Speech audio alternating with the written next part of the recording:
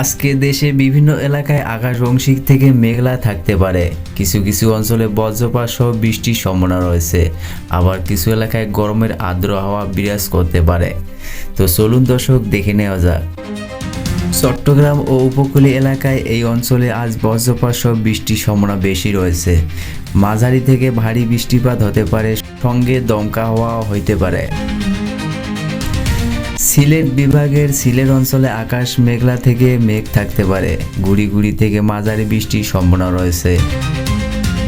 ঢাকা ও আশেপাশে এলাকায় ঢাকা অঞ্চলে আংশিক আকাশ মেঘলা থাকতে পারে, কিছু কিছু এলাকায় হালকা বৃষ্টির সম্ভাবনা থাকলেও বেশিরভাগ সময় আবহাওয়া স্বাভাবিক থাকতে পারে।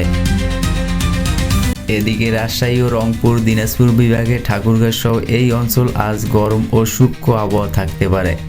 বৃষ্টির সম্ভাবনা কম রয়েছে, তাপমাত্রা কিছুটা বেশি অনুভূত হতে পারে। এদিকে খুলনা ও বরিশাল বিভাগে এই অঞ্চলে আকাশ আংশিক মেঘলা থাকতে পারে, কিছু কিছু এলাকায় হালকা বৃষ্টির সম্ভাবনা রয়েছে। ময়মনসিংহ অঞ্চলে এখানে আকাশ আংশিক মেঘলা থাকতে পারে এবং হালকা বৃষ্টির সম্ভাবনা রয়েছে। তো দর্শক, আজকের আবহাওয়ার খবর এই ছিল। তো সবাই ভালো থাকবেন, সুস্থ থাকবেন, ধন্যবাদ।